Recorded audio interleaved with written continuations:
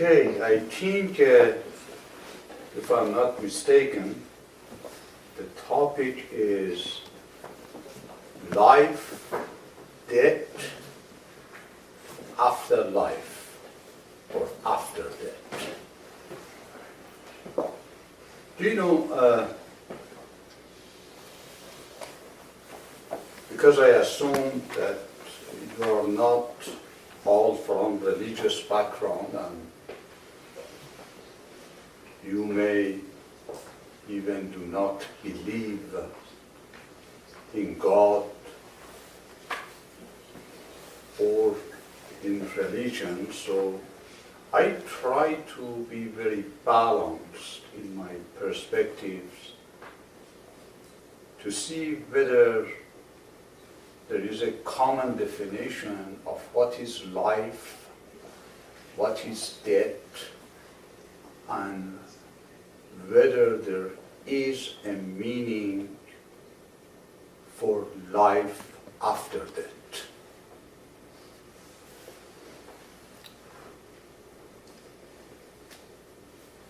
Do you know, if you are Christian, Jesus seems to be the first one who consider the people who are walking physically on earth, but they are deprived of certain qualities and categorize them as a dead. So that gives some kind of perhaps dichotomy that we should use the term life and death not so linearly. That very famous statement of Jesus when he says, "Let the dead bury the dead." Makes sense?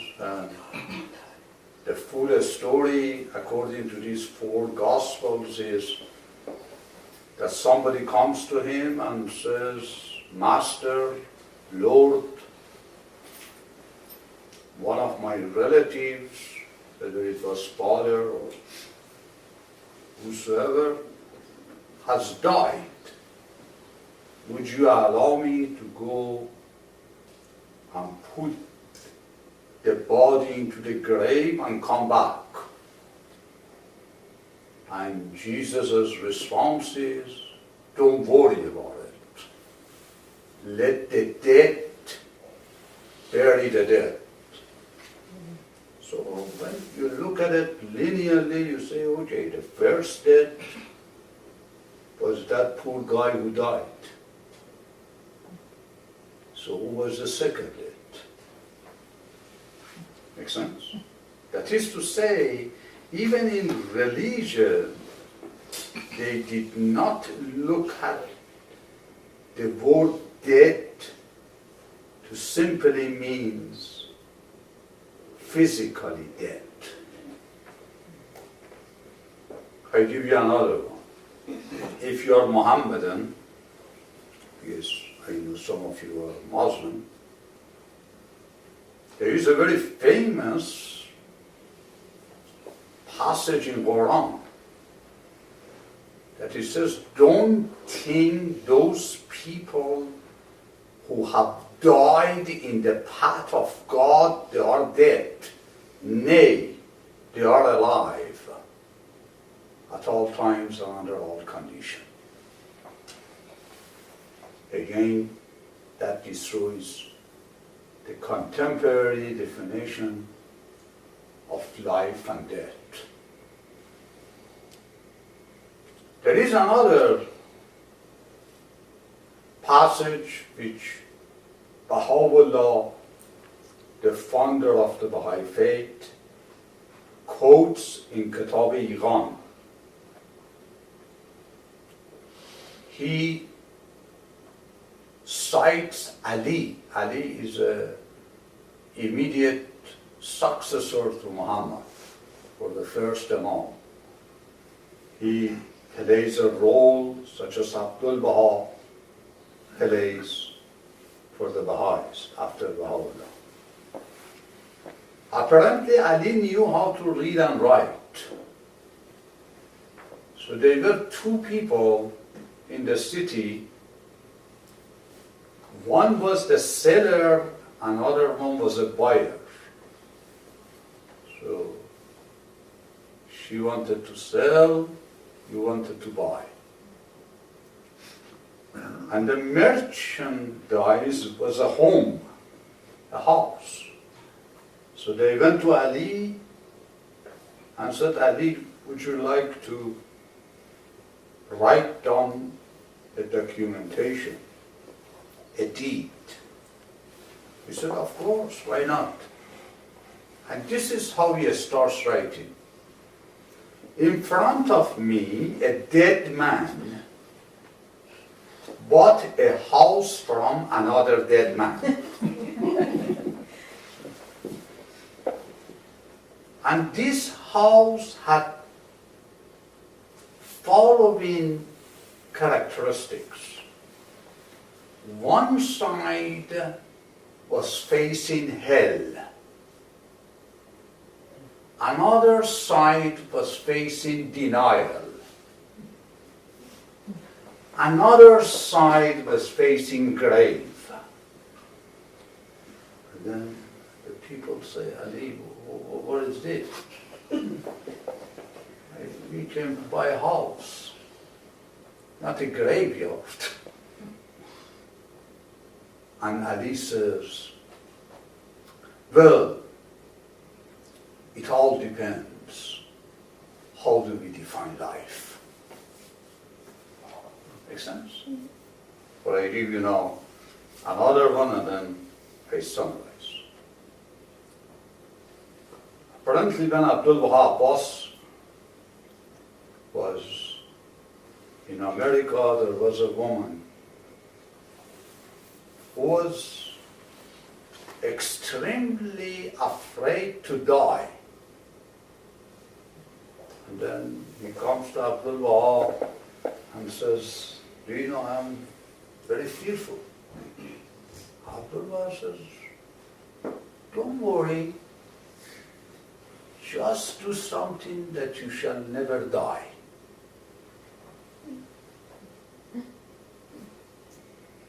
Pay attention.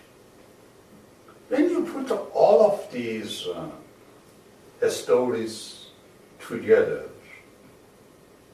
immediately, if you have an IQ less than 2, that I do, you will immediately know that the word life, death, should be at the minimum be taken figuratively or symbolically, and not always linearly. Am I missing anything? Because if you take these stories literally, then the people who have said those things, either they are incompetent mentally, or their story doesn't make sense. And there is a tendency in humankind, whenever things doesn't make sense, in order to keep their sanity, they say maybe it is symbolic.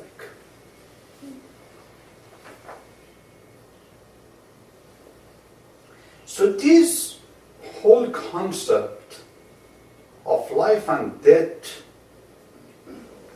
comes into Baha'u'llah's writings. Baha'u'llah has a tablet called Gems of Divine Mystery.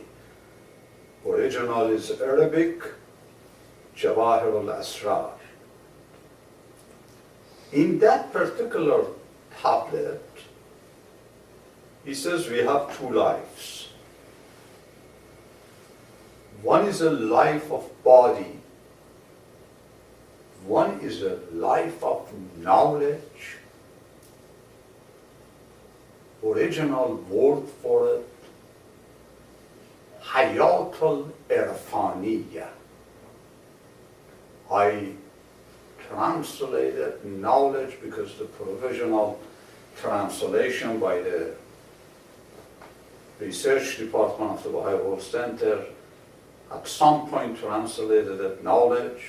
It can be most befitting translation is recognition. So irfan is a little bit above knowledge. I may have knowledge about anything, but that doesn't mean I have recognized that. I may know her personally, but that doesn't mean I have recognized her station. This is why you will see, for instance, again, many people were associated with Jesus, but not necessarily they accepted him. Among them, according to one account in the Bible, was his own mother, which is very strange because you supposedly have given birth to this child. You even have accepted that he is the result of the Holy Spirit. But she, on one account in the Bible, did not recognize the station of Jesus, even at the time that was close to be crucified. This is why you have heard that famous story that Jesus is sitting with his disciples, and then somebody knocks. One of the disciples goes and opens the door and then comes to Jesus and says, Master, your family is waiting at the door. And Jesus turns back and says, I have no family. My family is right here. So again, he redefined again. What is family?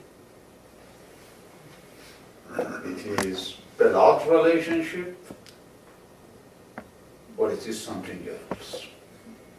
Do you see how symbolism plays an important tool in understanding the basic doctrines of even religion? With all respect, and as a psychotherapist, as a psychologist, and before I embarked in the path of psychology, I was serving at Boeing Company as a scientist and a strategist. I noted that about 50 at least % of the religious people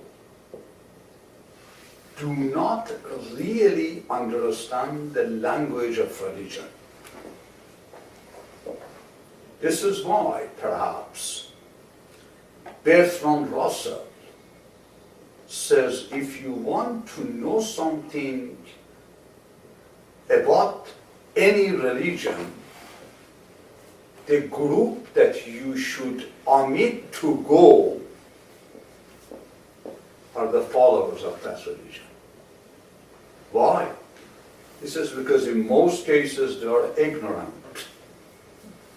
about the fundamentals of their own religion. But see, where am I going to take you? So it seems whenever we talk about any concept in religion, we have to always look at it as an abstract, mathematical, metaphysical and at the same time linear physical. If we do one or another, we may lose the objective. Make sense so far? Anything that you know about religion, it has created trouble when you have taken it literally. Ladies and gentlemen, what am I trying to say? Before you understand the concept of life, death, life after death, you have to understand one of the fundamental principles of religious understanding of the scriptures. Abdul Baha Abbas, in some answer question, he says, if you do not understand that abstract phenomena and a spiritual phenomena has to be expressed using the senses and material concept, then you will miss majority of the intention of religion. Make sense? Jesus shall come on the cloud. Do you really believe it? Do you believe that, man? No. For sure, Los Angeles will be eliminated because most of the time is summertime. So Jesus has to choose somewhere back east. So to make the long story short, before I can say what happens to Habib after death, I have to ask, what is life for Habib? Because death, not necessarily based on the passages I read for you, means physical death. Make sense? Besides, you can keep somebody alive using robot for thousands upon thousands of years. So what does life really mean? Now I go to second chapter. And my aim is to confuse you, by the way. And then when you go home, you think about it, and you become enlightened. When do we die really? Physically. She's young, she never dies, you're young. What? When do you die? You stop breathing. You stop breathing. Is that really a life, or it is a necessity of the nature? Why do you call that life anyway?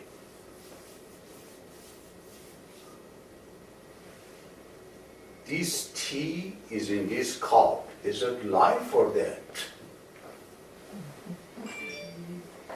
See, I want you to think. Can we say what ordinary human calls life is composition, calls death is decomposition?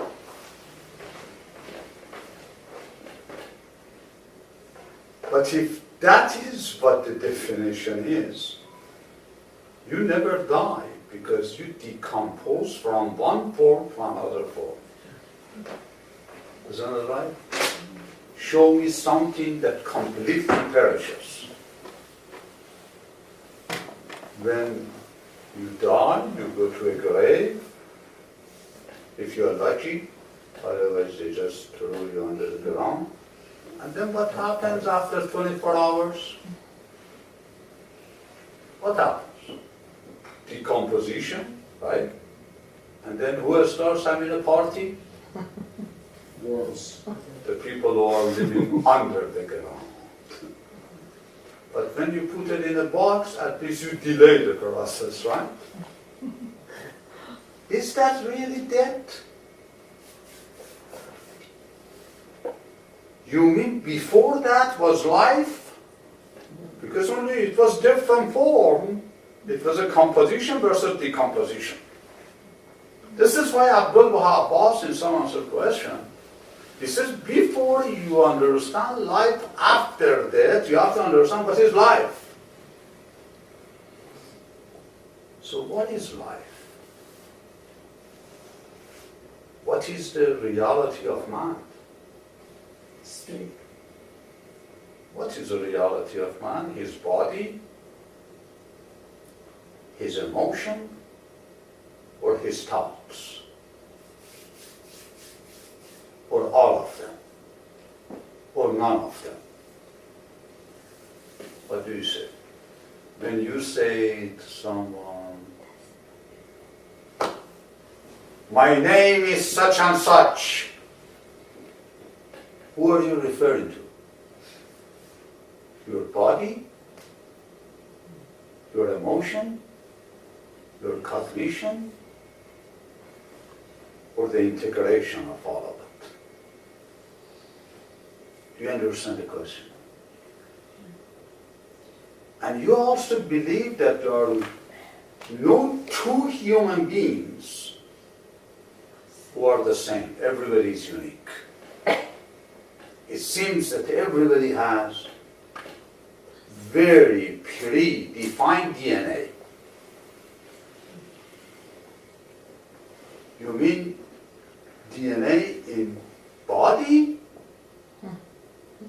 emotion, or cognition, or none of them? Do you understand what am I saying, or you say, what is he talking about? So who am I? First I have to see who am I before I say whether I'm alive or I'm dead. This particular question, as far as I can recall, has been around at least 300 to 400 years before Christ. The first person who befittingly addresses it is Plato in his Republic. Socrates, which is a mouthpiece of Plato, he says the reality of man is that which is not perishable.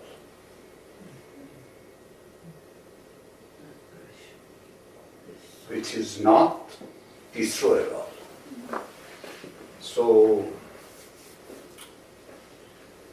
if that's the case, is Gandhi dead? No. Is Abdul Wahab dead? Is Baha'u'llah dead? No. So how come then you go and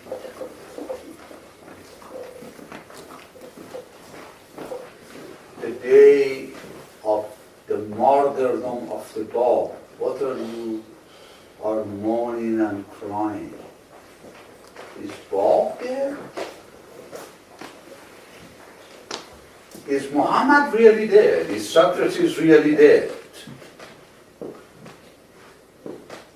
From the time that we know that the people have discussed this thing, they say by death means that which is limited. Anything which is within the time and a space, that means it is perishable. Therefore, in that sense, anything which contains body or the mass is perishable. So the reality of Bob, Gandhi, Socrates, Kant, Mother Teresa cannot be that physical body. Make sense, sir? Am I saying anything awkward? Or I give you Einstein. Do you know Einstein? He kind of, you look like Einstein. Einstein, when they asked him, are you going to die? He said, any doubt that I'm going to die? He said, but are you going to die? He said, I shall never die. He said, why? He said, because life means the contribution that you make towards the universal energy that is in the earth. So Socrates never dies. Why? Because billions, nay, trillions of Habib come and go, but the Republic of Plato is standing up there. Gandhi shall never die. Why? Because while they were alive means physically having a vehicle called body, they used the body to serve their soul. What is soul? Soul, according to Krishna, according to Buddha, according to Gandhi, according to Muhammad, is that which is universally worthy of service. Make sense? Became a little bit now more tangible. So Gandhi, I may never know where Gandhi is buried, but I always know Gandhi is alive. I give you another very tiny example. Jesus. As you know, even until today, the people, the historians, doubt that such a man ever existed. And this is something that is very strange. Because at the time of Jesus, there were some notable historians, but none of them make mention of this man. Oh my God. This is why even European philosophers, they said, maybe this is just a story. Why do you think that happened? Because at the time of Jesus, his influence was not felt by people. So then, Baha'u'llah, reality of man may not be necessarily felt by the people who are around them. But as long as they do some kind of service or an act which has a universal implication, they never die. This is where Jesus didn't die. Make sense? Now let's go to the things that you like to hear.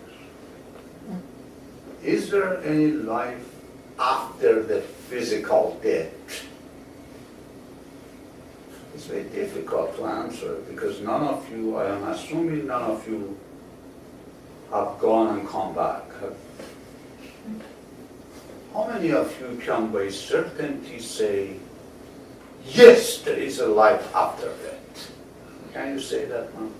Yes. By certainty? Yes. Certainty based on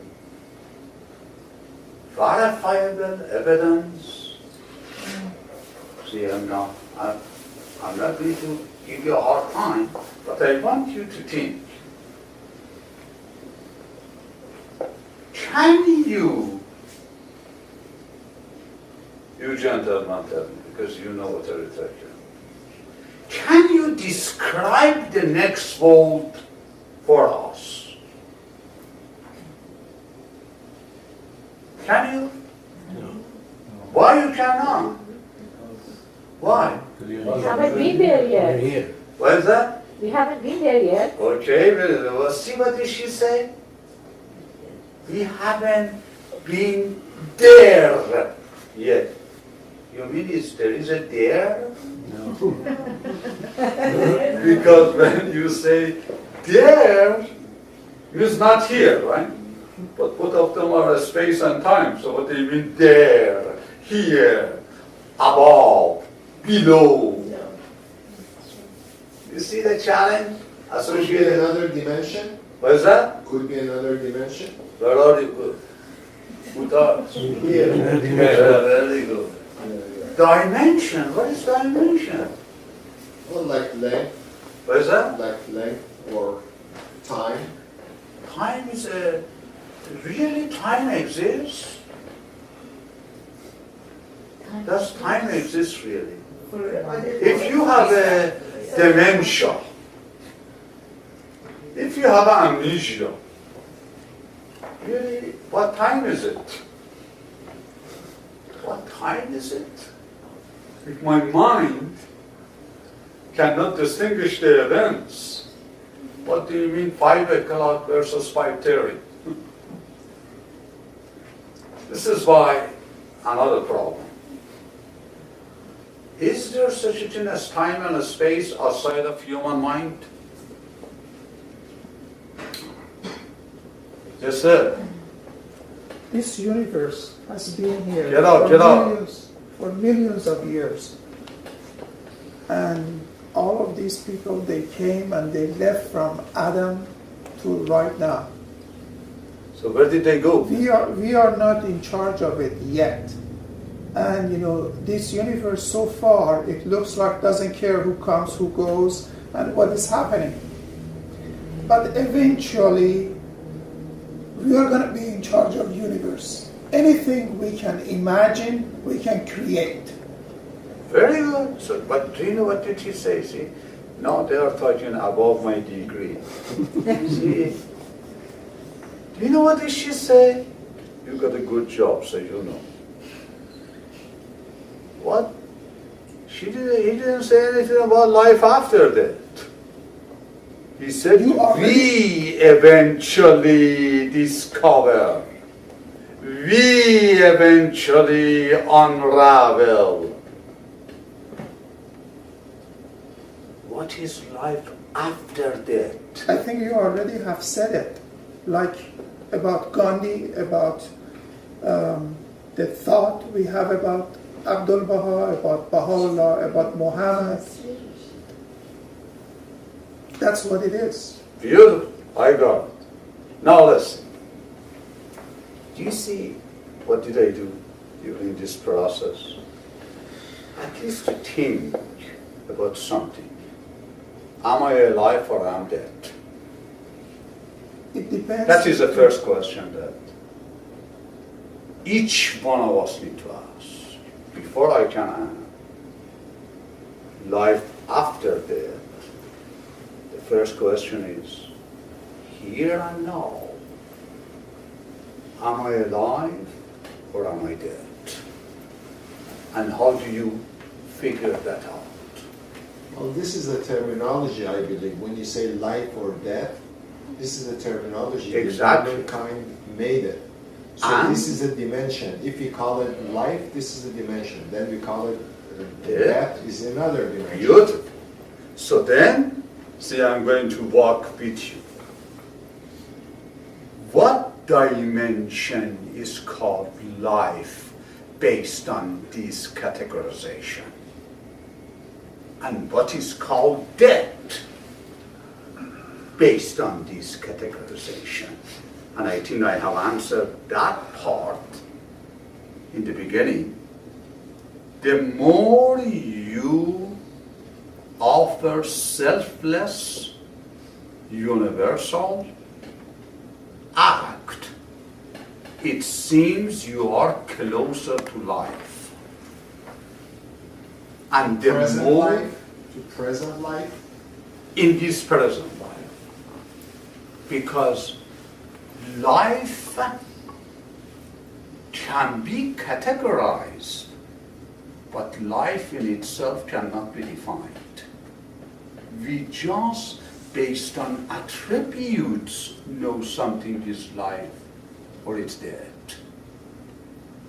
Based on attribute, we know something is love or it is hate. So these categorizations are important.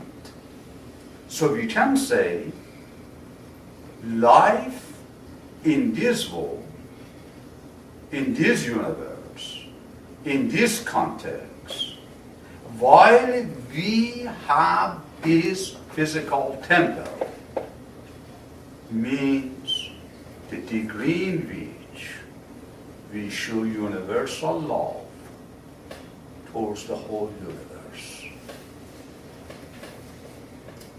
A love which is free from religious orientation, race, gender, or any other limited categorization. You see how did I solve it? Look at Abdul Baha'i. What is your religion, sir? You didn't say I'm a Baha'i. You didn't say I'm Baha'i. In fact, Abdul Baha'i didn't believe that Baha'i faith or Islamic faith defines anybody. He considered them as a means. What is your religion in Europe? My religion is unification of human race. My religion is a world peace. My religion is oneness of humanity. You see that? It's different from my religion is Baha'i faith. What will be the problem if you do that? You actually make categories. I'm a Baha'i. Who are you? I'm a Muslim. Oh, very good. So who are you? I'm a Christian. So what are we doing here?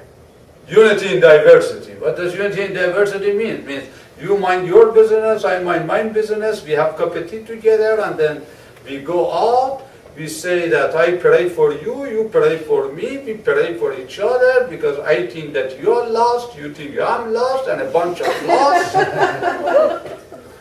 You see that? The book that enlightened me, that I highly recommend you read it, is called Gita. We do not know exactly when that book has been written.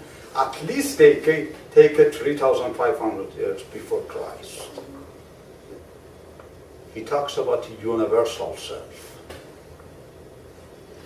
He talks about the universal being.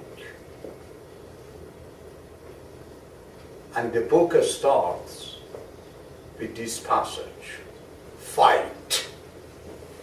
You know jihad? He says fight. And then his first believer says, I thought you are a man of love. What do you mean fight? He says fight that you can reach to the love. He says fight what? He says fight everything which puts dimension on you. Fight with everything that categorizes you. Fight with everything that separates you. So what happens? He says, then you will see the glory of all glories. Al-Baha wal-Abha. See, so this is not a Baha'i concept.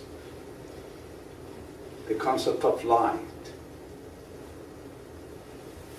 The light above lights is something that has been there at least, as far as we know, from the book of Change, I Ching in India. You in the world of change want to reach the changeless. That is called life. Life is that which is changeless.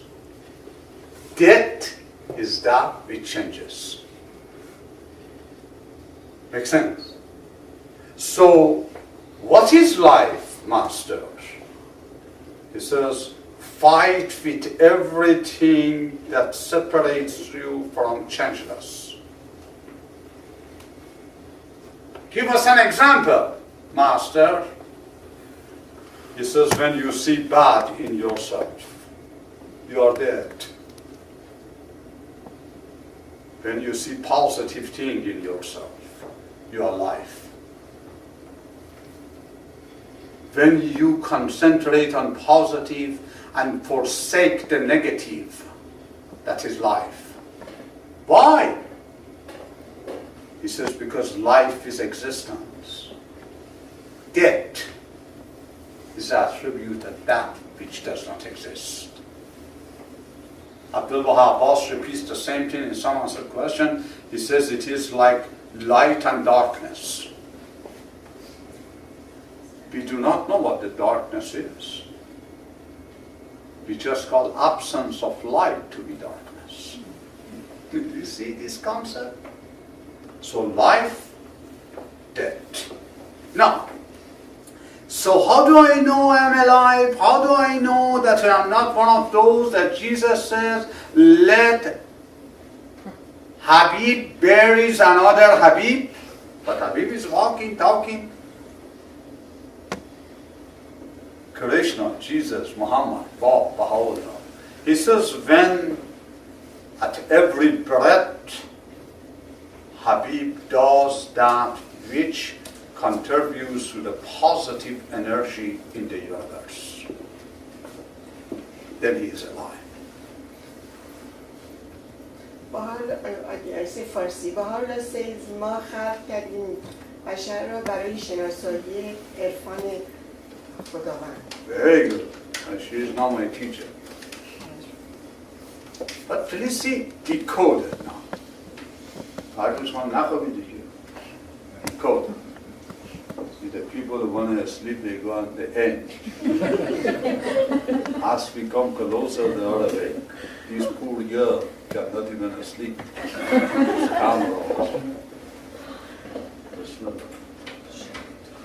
Jamshid went to the party and now it's very good. Jamshid went to the party.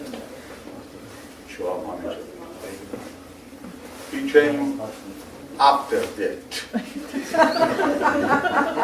See, I come to that passage. But see, in this world,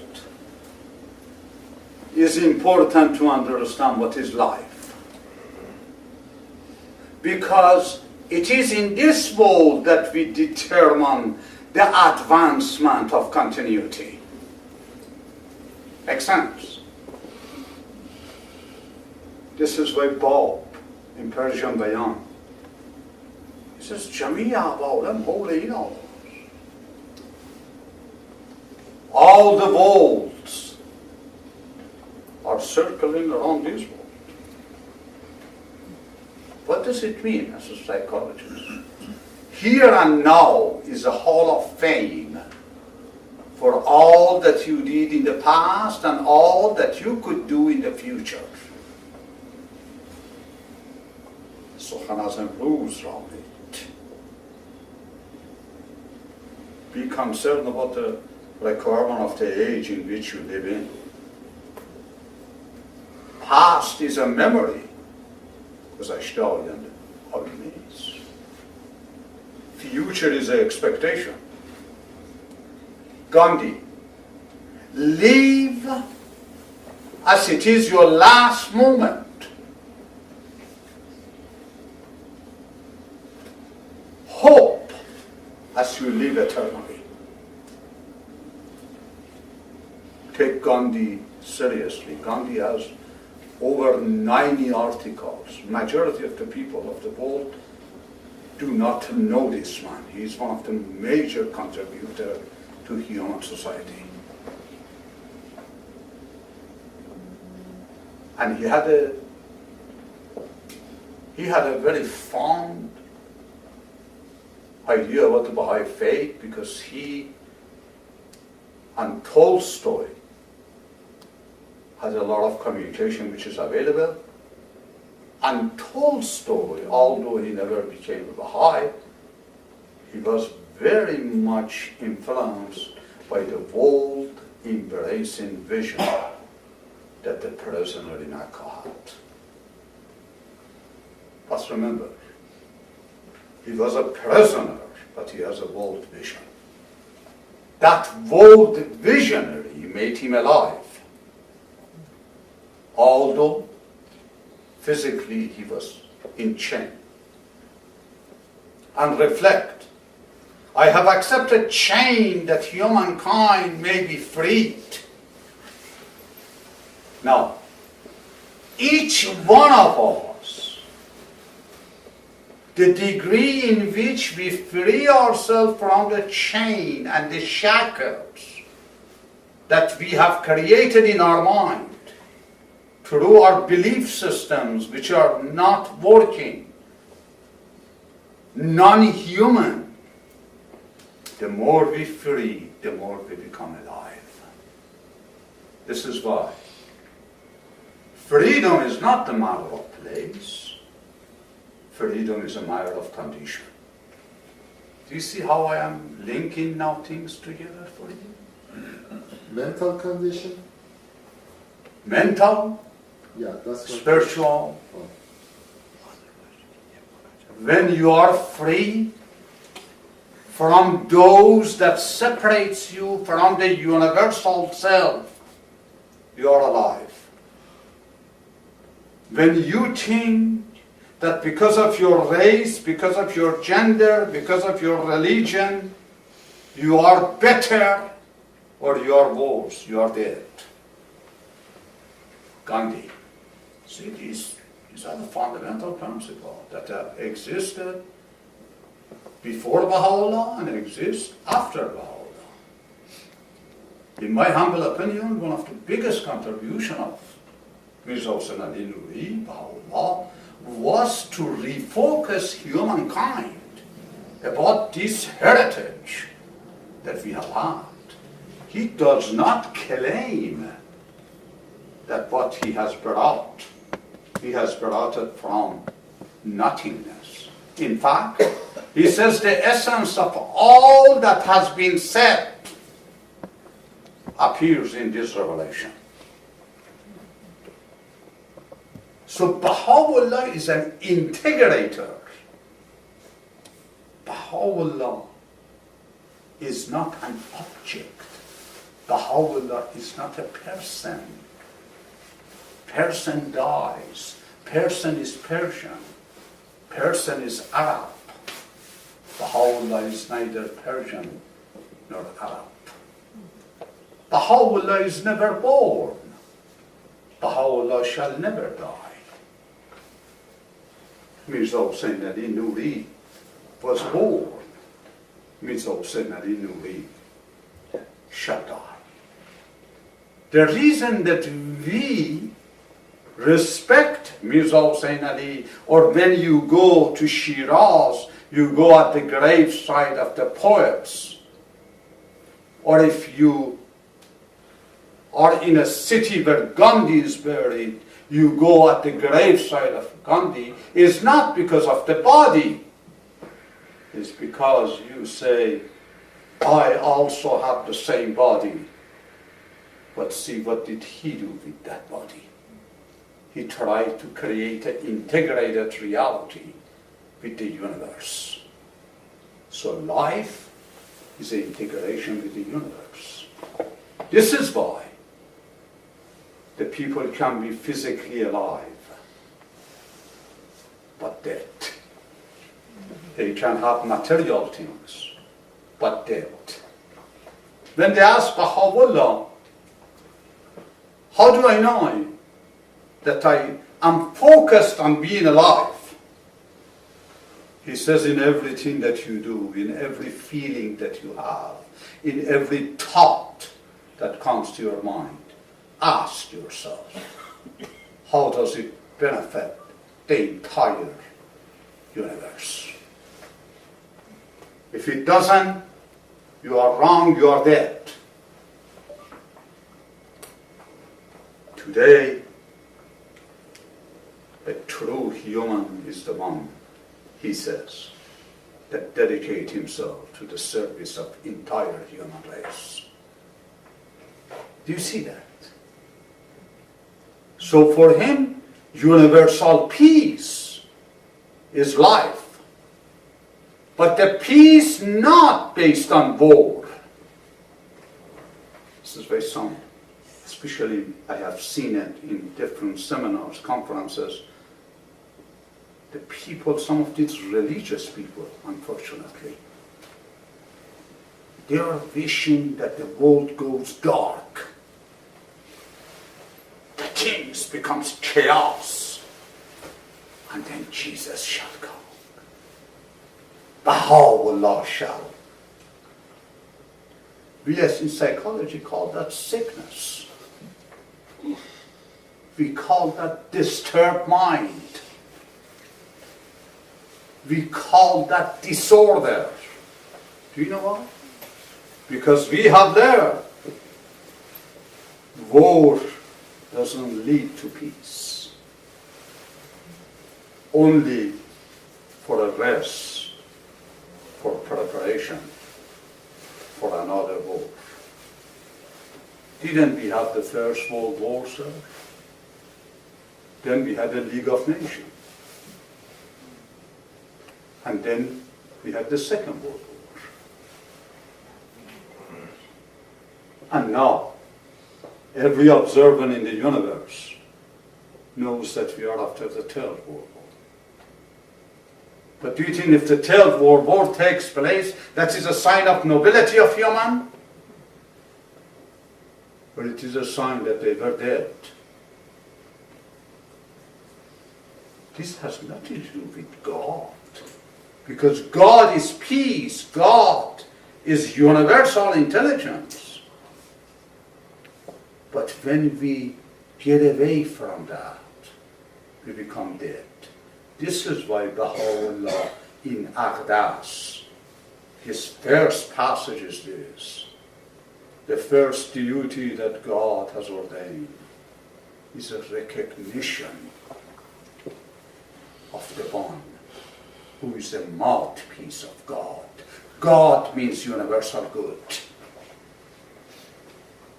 The people think, if I come and say, well, I read Aqdas and I testify, I believe in Mirza Hussain Ali.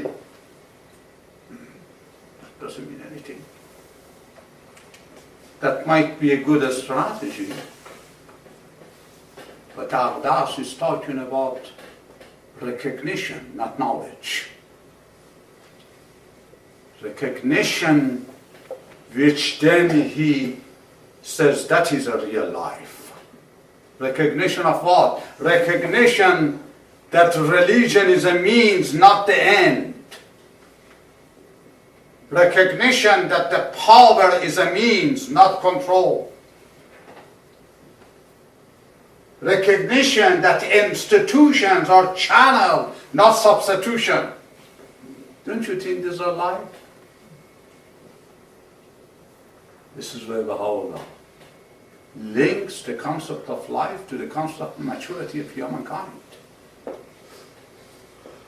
The more mature we become, the more meaningful our life becomes. The more ignorant we are, we just die in our own grave. Let me give you another terminology. Do you know they say when you die, you go into grave, right? In Islam, they said, in the day of resurrection, Islam and Christianity, they said in the day of resurrection, everybody shall arise from their graves. Do you believe in that? They asked Paul, do you believe in grave? He said, sure. He says, everybody while he is alive has a grave. What is your grave? This is your limitation. How you think, how you see the world, how you define the world. The more recognition, your grave becomes wider, and wider, and wider, and more life, and more life, and moonlight. Make sense? Did I confuse you good? But I gave you some hint. But there were some people at the time of Baha'u'llah who said, do you know Baha'u'llah? Let's talk linear now a little bit. This is too abstract for me. My head is blowing. Tell me. Tell us a little bit after we die, what's happened? What do you think Baha'u'llah says? Guess. You know him Baha'u'llah because you know Baha'u'llah very well. What do you think from the thing that you know, Jamshid? Because you Jimmy, Jim should as well. But what do you think Baha'u'llah would say? What do you think, my friend? What do I think? What do you think Baha'u'llah, the Baha'u'llah that you know, he is not a literalist, he is not the guy who talks just nonsense and shape it with the sense? How would he say it? The first thing that you think he would say. I think he would say, if I told you, you would kill yourself. Oh.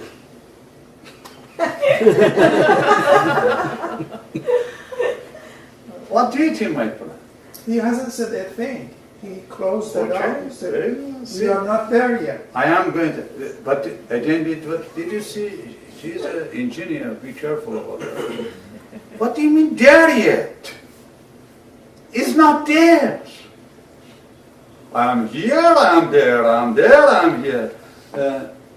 I do not want to give you a hard time, but I put the hat of my science. Our body dies, but our ghost is alive. Your ghost. Okay, do not make it Halloween now. It's okay. See, even she became as scared. She usually sleeps all the way, but she woke up. So, see, Baha'u'llah that I know and I love Baha'u'llah. Do you know why I love Baha'u'llah? Because he's a rational. He uses the highest gift that he has given to humanity. What is it? Intellect.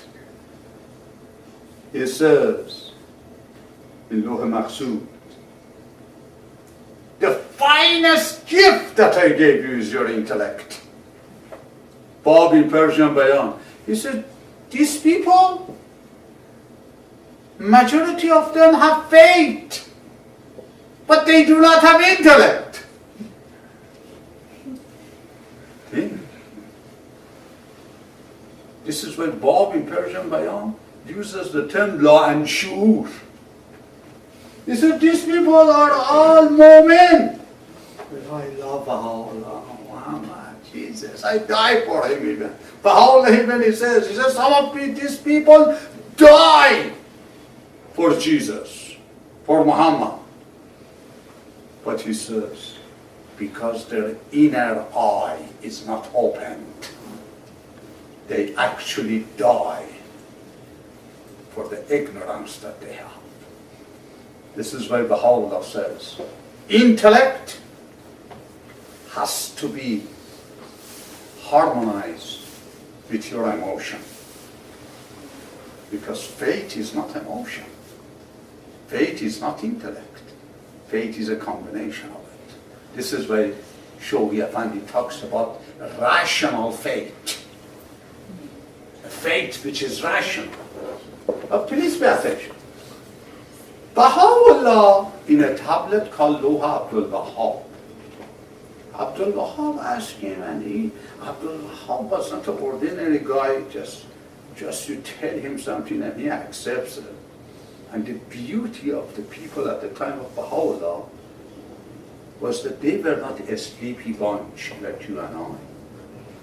They would ask Baha'u'llah questions left and right. And they did not believe that if you have a faith, you do not ask questions. They actually believed otherwise. If you have faith, you ask better questions. Because sometimes when you do not ask questions, it could be you are ignorant, you even do not know what's happening. So if somebody says, do you believe? You say yes. He says, why do you believe? He says, I just believe. Be wary of that person, because he's the same one who tomorrow can be a fundamentalist. Now, Abdul Wahab said, do you believe in life after death? Baha'u'llah. Yes. How do you believe it? He says, Abdul Wahab, I testify that there is a life after that. But how? He says, Abdul Wahab, I cannot tell you how. Do you know why? Why not? Because whatever I say about life after death, I have to use the terminology, description of what you understand. And what you understand then, it belongs to this world, not like after death. يَسْأَلُونَكَ عَنَ الرُّوحِ. You ask me of the soul and life after it. این مظلوم شهادت میدهد بر بقایان. These wrong one testify to his existence. And then see, Baha'u'llah talks rationally. He says, do you know why? He says, anything that I say to you, I have to define it. Because if I don't define it, you do not understand it, right? If I tell you life after death is, ow, wow, ow, you all laugh. But that's very good. Do you know why you laugh? Because sometimes when we do not understand, we laugh. So Baha'u'llah says, no, I cannot explain it. And then Abdul Baha, a genius questioner, he says, hey, buddy, why should I believe it anyway? Don't you think that's a good question? You say there is, you say you cannot prove it. So can you tell me why should I believe it? Why is that? Oh, and she said, because if he says it, he will kill himself. What is the purpose? No, tell me, I promise I don't kill myself. Oh, no. This is what Baha'u'llah says. Look at it. He says, if for a moment we assume there is no life after that, the whole concept of meaning in this life perishes. Is that more rational, or hallelujah, I don't want to tell you, go away? Do you know what does it say? It says, and Baha'u'llah, Gandhi then becomes a loser. Socrates was a loser. Tahir was a loser. Mirza Hussain Ali was a loser. Muhammad was a loser. Bob was a loser. If the whole world was confined to this world. Her husband was a martyr. His father was a martyr. But they're losers. Muhammad in Quran. Don't think those who are martyrs, they are dead. They are alive and they give life to those who seemingly are alive. Baha'u'llah repeats it. Everything that you see in this world is because of the influences of these sanctified souls who were freed from this cage because of their obedience for the love of God, which is a love for the universe. Please pay attention how I make it non-religious. Love of God means love of universe. Love of God means love for that which is good. In a way, God is a word which comes from good, German, good. So you have to ask Baha'u'llah, what is good? Because unless you do not define what is good, your implication of God is a meaningless concept. And Baha'u'llah says, God is that which increases the energy, the creativity, the positivity, takes away differences that are artificial, brings diversity instead of differences. So as you can see, ladies and gentlemen, he even describes the life after death in terms of its benefit for this life. Because he believes that if you have any life after death, depends on your life here. This is why, to make a long story short, Baha'u'llah doesn't define the life after death. He does not deny it. And he sometimes describes it. But he is very careful for those linear thinkers not to take those literally. Some of the Baha'is say, okay, what happens after you die? Well, after I die, because I go first before you, Jimmy. And then they ask, okay, after you die, what do? You say, I go and see Habib and they're all together, and we are going to say Baha'u'llah, we say hi to Baha. The way you talk, it seems it's a next door house. What do you mean we see each other? How do we see each other? I thought I need eye to see each other. No. I mean spiritually. But if you mean spiritually, why you use it physically? So Baha'u'llah, please pay attention very carefully now that you have listened until now. Whatever he says to describe life after death, he is using it for the people who think this world is material. But for those who believe this world is a spiritual world, there is no death for a spiritual world. This is why you can see in Iran, he says, a true believer is alive in both worlds. Al-mu'min hayyun fi ad-darain. This is why, if I want to be alive after physical death, I have to be alive while I have this physical body.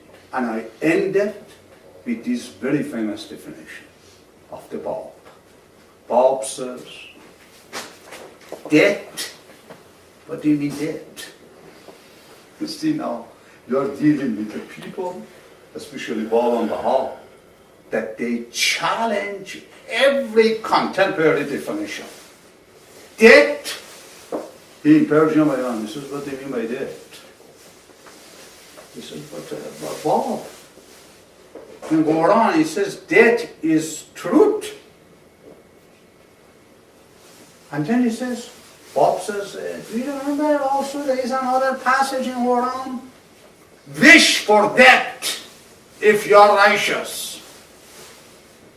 فَتَمَنَّوا الْمَوْتَ إِن كُنتُمْ صَادِقِينَ. He says, how did you understand these two?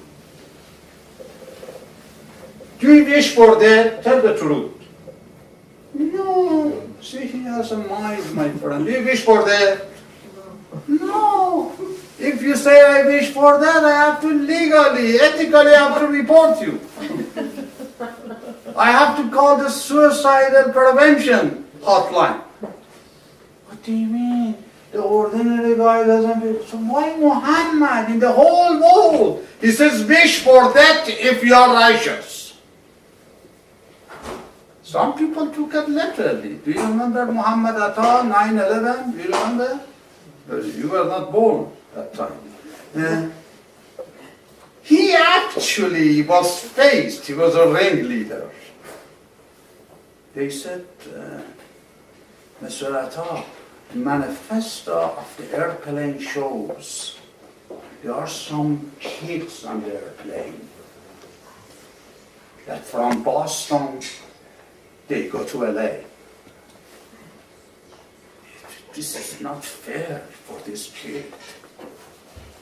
Muhammad Atta, haven't you learned when Muhammad says wish for death, we are actually doing this little kid a favor. We are taking him to heaven. They looked at that passage as a creation of suicide bombers. We die in order to go to heaven. Now please pay attention. Bob comes in. He says by death, we do not mean physical death. He says, why should we say physical death is something which you should yearn for? You do not need to yearn for. Naturally, it comes to you.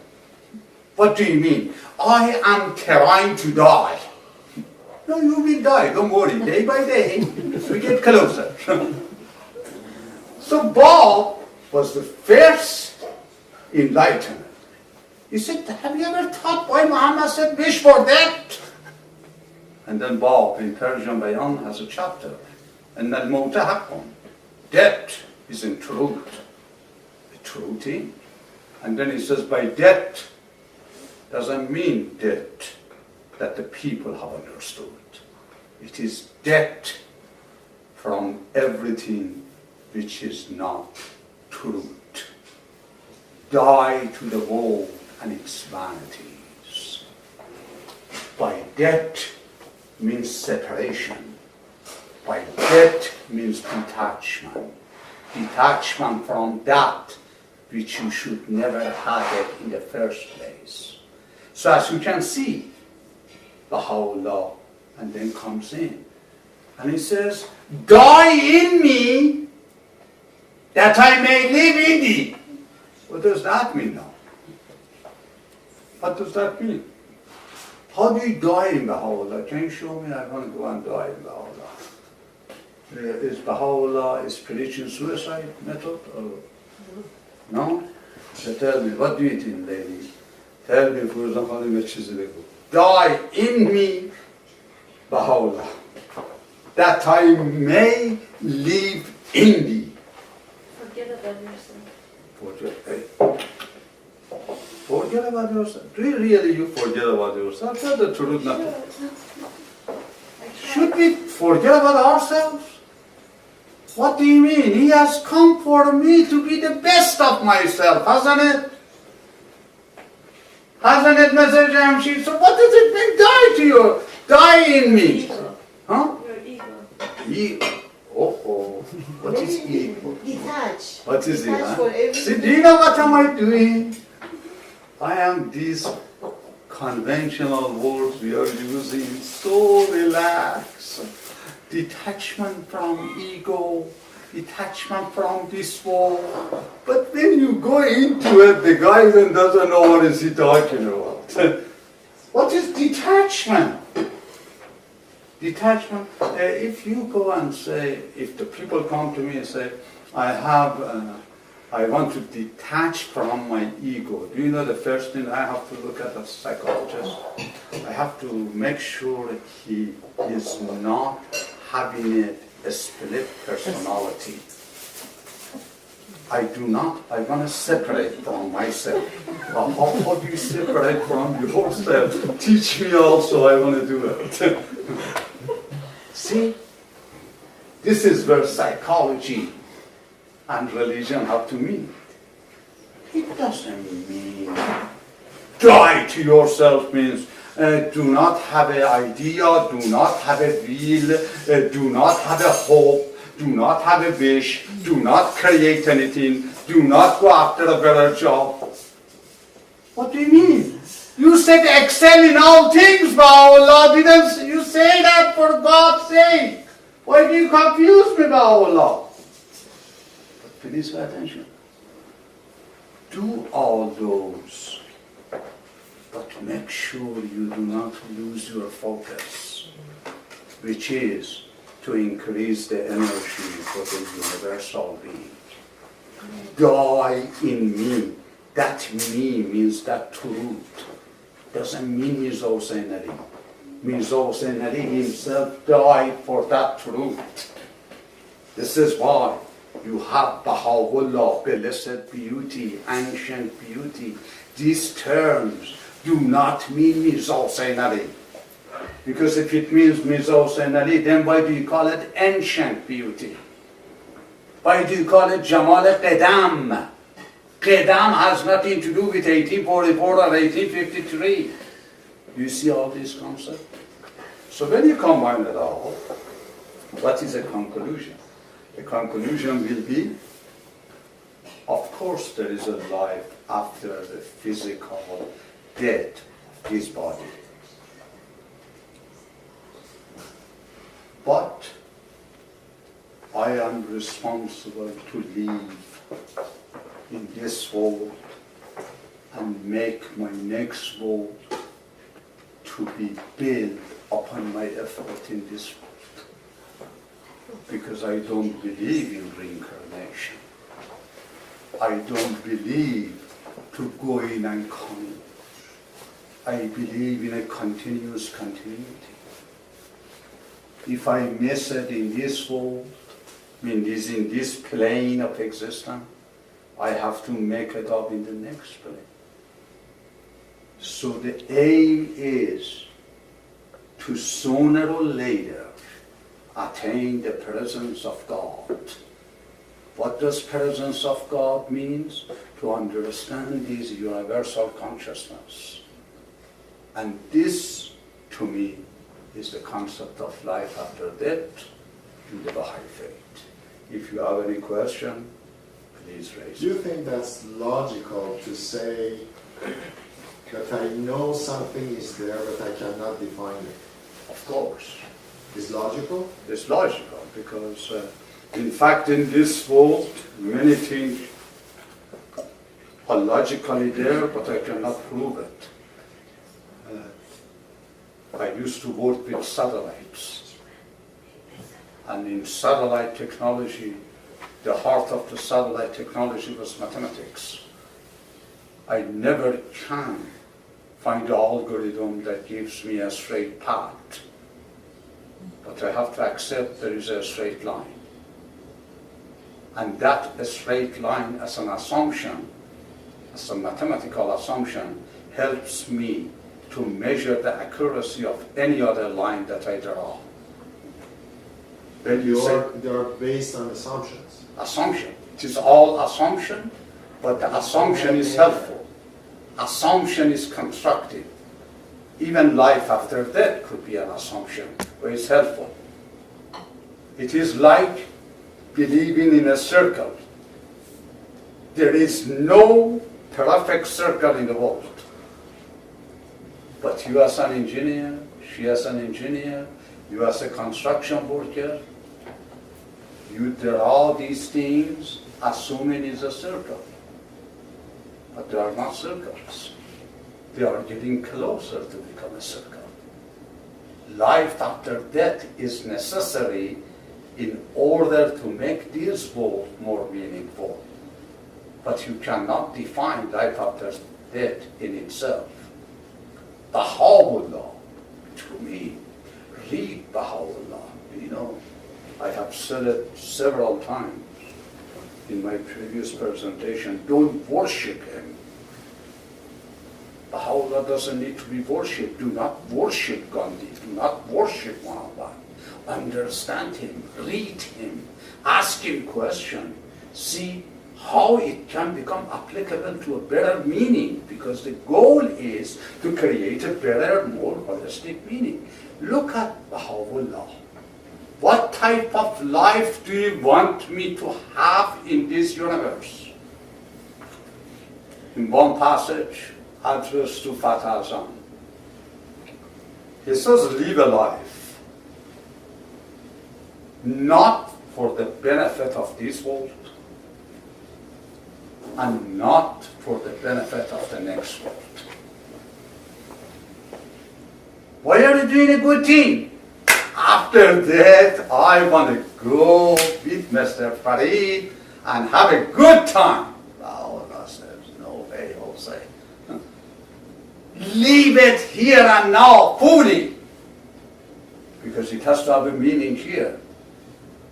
This is actually the highest moral act that anybody can imagine. This is called post-conventional morality. Read Holberg.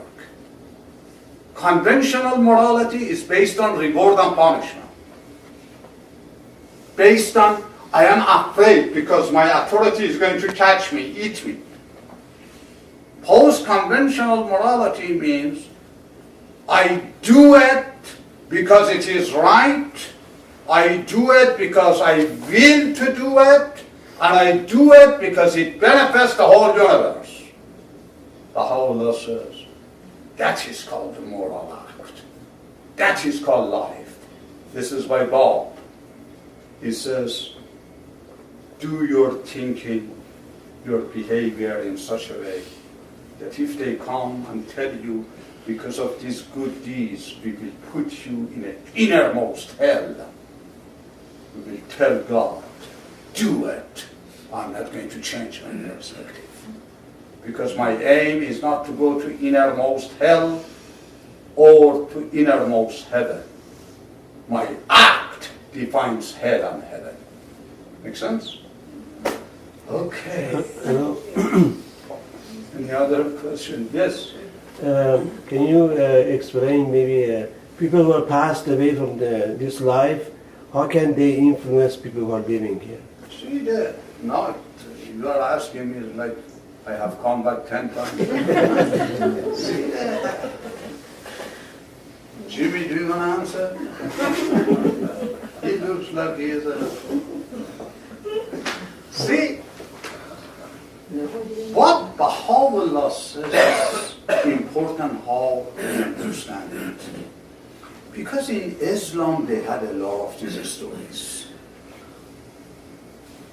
And we should be careful not to read Baha'u'llah's writings in the same way that Islamics interpreted that in the next world the people are in this level, that level, they communicate, they influence each other.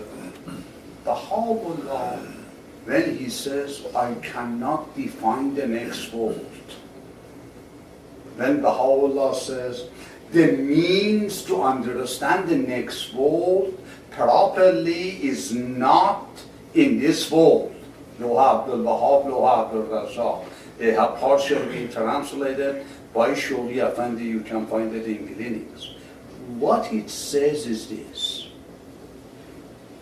If somebody, because of some good behavior, dies, such as martyrs, those martyrs that die for the truth, not those who die for ignorance. He's not talking about me putting a bomb around myself, destroy your community, and then call myself martyrs. Baha'u'llah in Gleanings, he distinguishes. He said there are some people that for untruthful concept, they sacrifice their lives. But he says those people who walk on the path of truth, while they are alive, they are a sign for others. And when they pass on, their energy, their confirmation aids others. When it says Gandhi never dies, simply means thousands upon thousands people like Gandhis will be inspired by Gandhi. When it says Tahir influences humanity, that means you have Tahir Justice Center, Tahir this, Tahir that. That means reality of them influence humanity. It means we have to create more of these people. See, this is the result that I get. Rather than I wait for somebody else to give me the blessing. I want to get the blessing all right, but I want, before I die, I also do something for the next generation. And this is the advice of Baha'u'llah in his last word, last year. Epistle to Son of the World. Be like a shining star on the generation that you live. Shining star. Not the people who just live like an animal, behave like a human, but they do not produce anything. It seems production is important. Production doesn't mean physical. Production means how do you serve your fellow human being in thoughts and feelings. See, last week, Montecito. It was a disaster. How many of you said, let's say, do something for them? Or you wanted to just seize a chance to have another Ruhi class? So these are the things that I call life and death. How many of you decided? I know some people in this room who at least thought about going there. Just be clean 101. Why? Because if I clean 101, I am helping the society. Do you think like that? If you don't think like that, ask yourself, your life or death. Ask yourself, what does recognition mean? Ask yourself, what does death mean? What does life mean? Do you see that? Do you believe that their pain is your pain? So as we can see, Rahman, simply means the good energy never dies. The people who have done good deeds unconditionally, sincerely, they never die. That's all it means. And they become the exponent for courage for the rest of the people to live. They become mentors. I do not want to become Gandhi. I do not want to become Baha'u'llah. It is wrong to become somebody else. I want to become Habib, full potential Habib, based on my own capacity. Use the exemplary behavior of Abdul Baha to create a better world. So as you can see, I don't lose my ego. Ego is only used when I only think about self-interest. Otherwise, majority of us are suffering from not having a good self. The people come to psychological treatment because they suffer from not having a solid self. Either dependent self, shallow self, lack of respect. Baha'u'llah doesn't want me like that. He wants me to have a solid self, self-respect, self-confidence, because unless I have this, how can I respect her? So when he says ego, there are many tablets that he says by ego means that which take away your humanness, your connectiveness. When you do something to hurt somebody else, that is ego. When you backbite, that is ego. When you fault fight, that is ego. So that ego trap, if you will, is one way for us to watch out. Ego doesn't mean self. Because after all, Baha'u'llah says, I have created you rich. I have created you noble. Doesn't he say, you are my light. You are my dominion. Doesn't he say, turn thy face unto thine own self, that you find me standing within thee? Doesn't he say that? So what does ego mean then? Ego means when I forget this noble quality that I have. When I want to imitate her. When I see her, I feel inferior or superior. These are ego. But if I am myself, I'm happy. And I'm judged based on my knowledge and based on my effort, not based on how she judges me or you judge me. This ability for me not to seek approval of others is a solid self. But at the same time, I do not want to create disturbance in others. That is a solid self. So do you see how does it work? There is a very tiny line between ego and solid self. Baha'u'llah has come to give us a solid self. He has not come for us to be shallow. Yeah, think about it. Most of you work in America. If you go to become hired, I ask you, okay, what do you do? Whatever you give me, I do. Okay, very good. Okay, well, tell me a little bit about yourself. No, in my religion, we do not talk about self. I'm humble. You know, if I tell you about my degree, that is ego. If I insist on my skill, what do I do with her? I give her a free cup of coffee. I show her the exit and I say in Latin, exit means success. Just get out. You want somebody who knows what is he talking about? You want to hire someone? I have not created a non-profit organization to help the poor. I want her to help me to raise the satellite in space. Shouldn't she be confident about their skill set? Do you know when it is ego? When she is not confident, but she pretends to be confident. That is ego. When you think that you have to sell yourself more than what you are, that is ego. When you undervalue yourself, that is ego. When you overvalue yourself, that is ego. That's beautiful. This is why Baha'u'llah, he says, do you want to know God? He says, just forget about God. Know thyself. Whosoever knows himself, he knows God.